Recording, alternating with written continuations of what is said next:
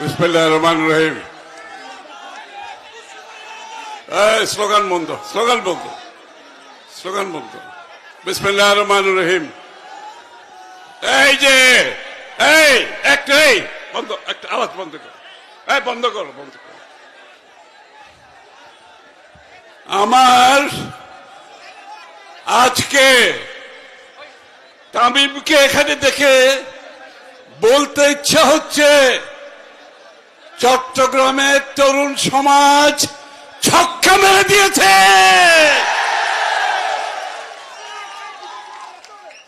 আসলে চট্টগ্রামের তরুণরা আজকে ছক্কা মেরেছে। বন্ধুগণ, তরুণ ভাই বোনেরা, আজকে সবার সভাপতি, প্রধান অতিথি, পরিচ্ছন্ন নেতা, বিএনপির সেক্রেটারি জেনারেল মির্জা ফখরুল ইসলাম আলমগীর উপস্থিত, আমাদের অঙ্গ সংগঠনের নেতৃবৃন্দ এবং বাংলাদেশের সবচেয়ে বড় শক্তি হচ্ছে এই তরুণরা শক্তি। আগামী দিনে এই তরুণরা বিগত স্বৈর শাসক শেখ হাসিনা, ফ্যাসিস্ট শেখ হাসিনার পতনের মূল শক্তি ছিলেন আপনারা সবাই। এর পূর্ণ কৃতিত্ব চট্টগ্রামের যে আন্দোলন হয়েছে, আকরামের অবদানের মাধ্যমে, তার জীবনদানের মাধ্যমে, তার নেতৃত্বে আপনারা যা উপস্থিত হয়েছেন, আপনাদের নেতৃত্বে চট্টগ্রামে সেদিন আন্দোলন হয়েছিল। এই কৃতিত্ব চট্টগ্রামের আন্দোলনের কৃতিত্ব চট্টগ্রামের তরুণদের আমরা দিতে হবে। ছাত্রদল, যুবদল, স্বেচ্ছাসেবক দলের সর্বস্তরের নেতা কর্মীরা সেদিন বুক পেতে দিয়েছিল গুলির সামনে, প্রাণ দেওয়ার জন্য প্রস্তুত ছিল সেদিন। তরুণদের বলছে, আপনারা গণতন্ত্রের জন্য লড়াই করেছেন, করেছেন না? আপনারা লড়াই করেছেন বাংলাদেশের মানুষের মালিকানা ফিরিয়ে দেওয়ার জন্য। আপনারা লড়াই করেছেন বাংলাদেশে মানুষের সব অধিকার ফিরে পাওয়ার জন্য। আজকে যে অধিকারের জন্য এতগুলো প্রাণ দিয়েছে গত 10-15 বছর ধরে, যে অধিকার, যে গণতন্ত্র ফিরে পাওয়ার জন্য আমাদের হাজার হাজার নেতাকর্মী গুম হয়েছে, খুন হয়েছে, 60-70 লক্ষ নেতাকর্মীর বিরুদ্ধে মিথ্যা মামলা হয়েছে।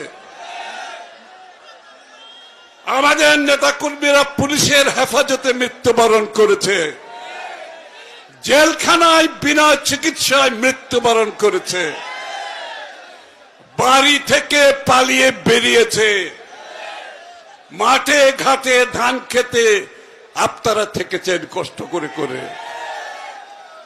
কিন্তু আন্দোলন থেমে থাকে নাই। জনাব তারেক রহমানের নেতৃত্বে আপনারা আন্দোলনকে সফল করেছিলেন, আপনারা স্বৈরাচারকে বিতাড়িত করেছেন। আজকে আমাদেরকে প্রস্তুত থাকতে হবে, যার জন্য আমরা সবাই এত ত্যাগ স্বীকার করেছি, গণতন্ত্রের জন্য, বাংলাদেশের মানুষের মালিকানা ফিরিয়ে দেওয়ার জন্য। সেই গণতন্ত্র যাতে কারো হাতে জিম্মি না হয়ে পড়ে। আমি কি বলছি বুঝতে পারছেন? সেই গণতন্ত্র যাতে কেউ জিম্মি করতে না পারে, এইরকম একটা লক্ষণ আমরা দেখতে পাচ্ছি। সুতরাং বাংলাদেশের মানুষকে জিম্মি করে কারো স্বার্থ, কোন গোষ্ঠীর স্বার্থ আদায় করা সম্ভব হবে না। কারো যদি কোনো তাদের নিজস্ব কর্মসূচি থাকে, তাদের ভাবনা থাকে, দর্শন থাকে দেশকে নিয়ে, তাদেরকে জনগণের কাছে যেতে হবে। জনগণকে বাইরে রেখে দেশকে জিম্মি করে কারো স্বার্থ আদায় করতে দেওয়া যাবে না। যাবে যাবে যাবে না। সুতরাং আমরা যারা সেদিকে পায়তারা করছে তাদেরকে সাবধান হতে হবে। সেই দিন স্বৈরাচারকে বাংলাদেশের মানুষ বিদায় করেছে, যেই দিন সেই স্বৈরাচার যখন পালিয়ে গেছে, বাংলাদেশের মানুষের মনোজগতে যে পরিবর্তনের ঢেউ আসছে সেটা আমাদের সকলকে ধারণ করতে হবে, সেটা আমাদেরকে বুঝতে হবে। সেই নতুন চিন্তায় তারেক রহমানের নেতৃত্বে ৩১ দফার সংস্কার বাস্তবায়নের মাধ্যমে বাংলাদেশের মানুষের যে আকাঙ্ক্ষা, সেই আকাঙ্ক্ষা আমাদেরকে পূরণ করতে হবে ইনশাআল্লাহ। আমরা মাঝে মাঝে নতুন রাজনৈতিক বন্দোবস্তের কথা শুনি, তাই না? নতুন রাজনৈতিক বন্দোবস্ত, আরে নতুন রাজনৈতিক বন্দোবস্ত তো হচ্ছে ৩১ দফার মাধ্যমে ৩১ দফাকে বাস্তবায়ন করে বাংলাদেশের নতুন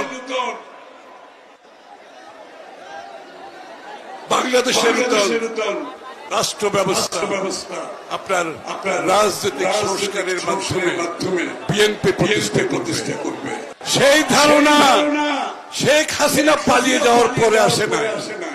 সেই বন্দোবস্তের কথা শেখ হাসিনা পালিয়ে যাওয়ার পরে আসে না। সেই বন্দোবস্তের কথা দেশনেত্রী বেগম খালেদা জিয়া ৭ বছর আগে ভীষণ প্রার্থীর মাধ্যমে জনগণের সামনে তুলে ধরেছিল। সেই বন্দোবস্তের কথা তারেক রহমান ২ বছর আগে ২৭ দফার মাধ্যমে তুলে ধরেছিল। সেই বন্দোবস্তের কথা জনাব তারেক রহমানের নেতৃত্বে আমাদের সাথে যারা রাস্তায় আন্দোলন করেছিল, যে দলগুলো, সকলকে নিয়ে ৩১ দফা বাংলাদেশের নতুন রাজনৈতিক বন্দোবস্তের কথা আমরা জনগণের সামনে তুলে ধরেছি। আমরা ৩১ দফা নিয়ে বাংলাদেশের প্রত্যন্ত অঞ্চলে গিয়েছি, বাংলাদেশের প্রতিটি জেলায় গিয়েছি। কোন দল তো তাদের সংস্কার প্রস্তাব নিয়ে কোথাও যেতে দেখি নাই। তাদের কোন প্রস্তাব, সংস্কার প্রস্তাব নিয়ে জনগণের সামনে তাদেরকে যেতে দেখি নাই। আমরা কেন যাচ্ছি নিয়ে জনগণের কাছে?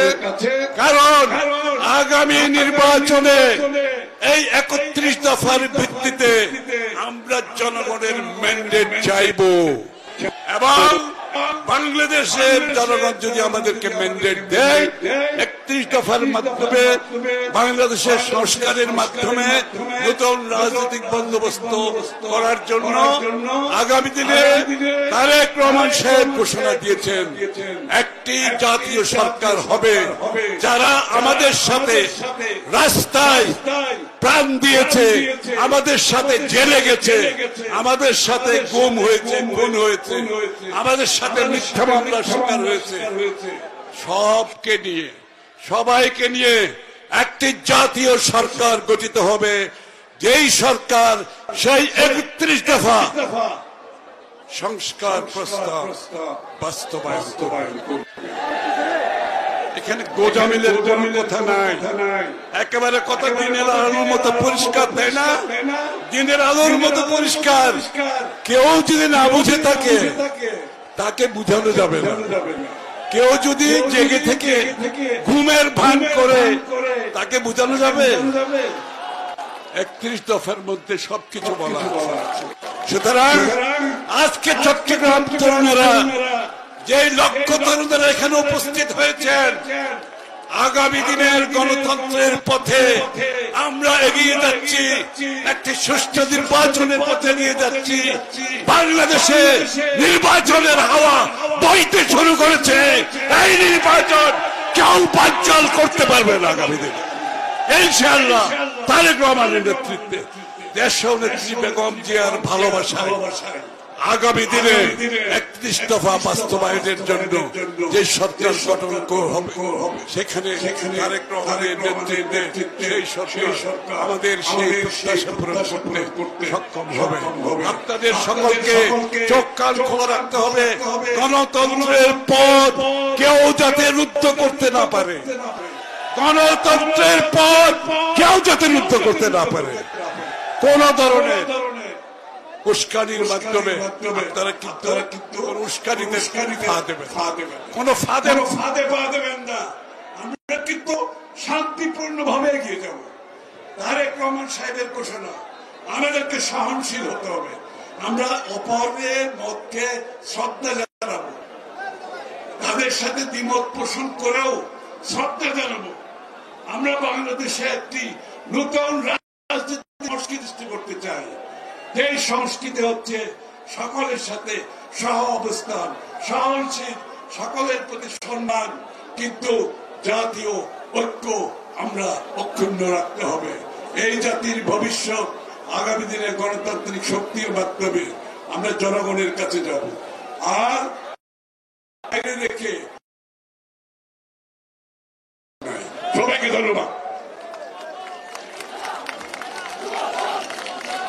আমাদের এই সমাবেশে আমাদের যে সমস্ত অভিভাবকরা নিচে বসে আমাদের সমাবেশ উপভোগ করছেন, আমি আমরা তাদেরকে প্রতি কৃতজ্ঞতা প্রকাশ করছি। আমাদের মাঝে উপস্থিত আছেন বিএনপি যুগ্ম মহাসচিব জনাব শহীদুদ্দিন চৌধুরিয়ানী, আমাদের মাঝে উপস্থিত আছেন বিএনপির প্রচার সম্পাদক, আমাদের এই অনুষ্ঠানের যিনি আয়োজক কমিটির অন্যতম সদস্য, উনি অনেক কষ্ট করেছেন, ছাত্র দলের সাবেক সভাপতি, যুব দলের সভাপতি জনাব সুলতান সালাউদ্দিন টুকু, আমাদের মাঝে উপস্থিত আছেন আমাদের ভারপ্রাপ্ত চেয়ারম্যান জনাব তারেক রহমানের উপদেষ্টা মন্ডলীর অন্যতম সদস্য, এই প্রোগ্রাম আয়োজক কমিটিরও যিনি অন্যতম সদস্য, আমাদের প্রিয় মানুষ ডক্টর মাহাদি আমিন, আমাদের মাঝে উপস্থিত আছেন বিএনপির সাংগঠনিক সম্পাদক মাহবুবুর রহমান শামীম, আমাদের মাঝে উপস্থিত আছেন বিএনপির কুমিল্লা বিভাগীয় সাংগঠনিক সম্পাদক অধ্যক্ষ সেলিম ভুঁইয়া, আমাদের মাঝে উপস্থিত আছেন আমাদের বিএনপির সাবেক সাংগঠনিক সম্পাদক চট্টগ্রাম সিটি কর্পোরেশনের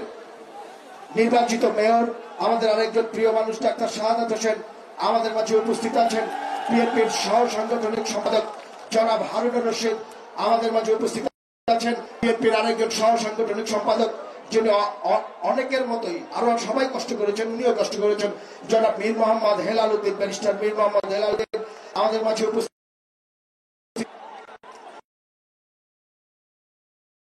সদস্য আমাদের একজন নির্যাতিত মানুষ যারা হুরমান কাদের চৌধুরী আমাদের মাঝে উপস্থিত আছেন, আমাদের মাঝে উপস্থিত আছেন আর একজন তরুণ, আমাদের তরুণ মানে আমাদের তরুণ প্রতিনিধি যিনি কালকেও আমাদের আলোচনা অংশ নিয়েছিলেন, আপনাদের এই এলাকার আর একজন প্রিয় মানুষ যারা ইসরাফিল খসরু আমাদের মাঝে উপস্থিত